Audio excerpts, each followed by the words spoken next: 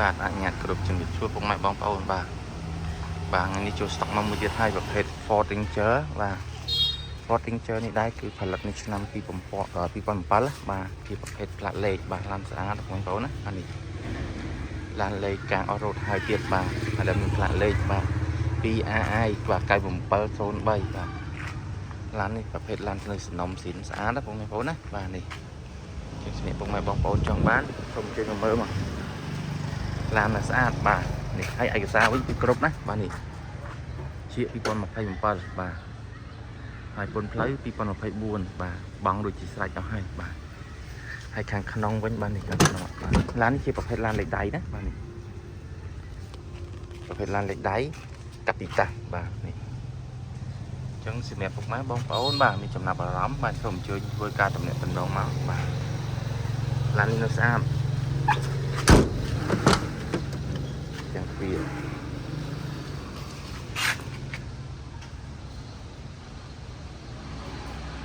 ហើយឡាននេះដែរគឺទីតាំងនៅភ្នំពេញណាបាទនៅម្ដុំចោមចាយបាទនេះចំហៀងឆ្វេងចំហៀងស្ដាំបាទហើយម៉ាស៊ីនវិញស្អាតណាឡាននេះណាបាទហើយធុងក្រោយធុងអីនៅស្អាតបាទនេះនៅស្អាតណាធុងក្រោយបាទ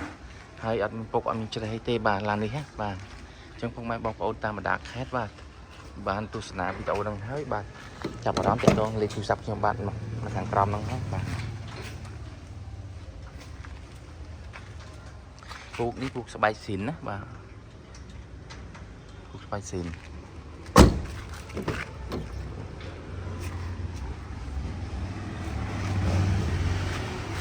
ទីទៀតថតប្លុកសិនជូនពុកម៉ែបងប្អូនទស្សនាបាទនេះបើសិនហើយសិនស្អាតណាបាទសិនអប់លេខអីមកឆ្ងាញ់តែម្ដងបាទ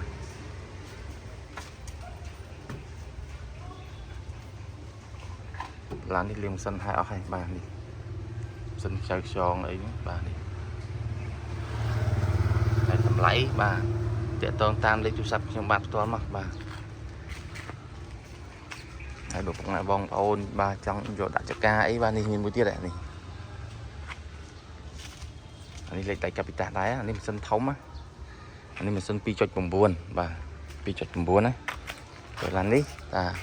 កម្លាំងតែ 2.5 ទេណាអានេះ 2.5 សម្រាប់អានេះវិញ 2.9 បាទម៉ាស៊ីនធំល្អបាទនេះហើយមានផ្លាកលេខមានកាត់គ្រីបាទនេះធំណាអានេះធំណាបាទនេះបាច់ទេទៅធំណាសិន 2.9 ណាបាទនេះ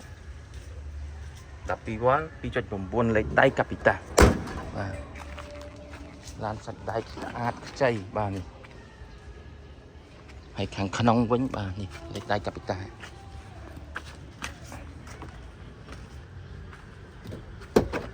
េះលេខដៃកាពីតា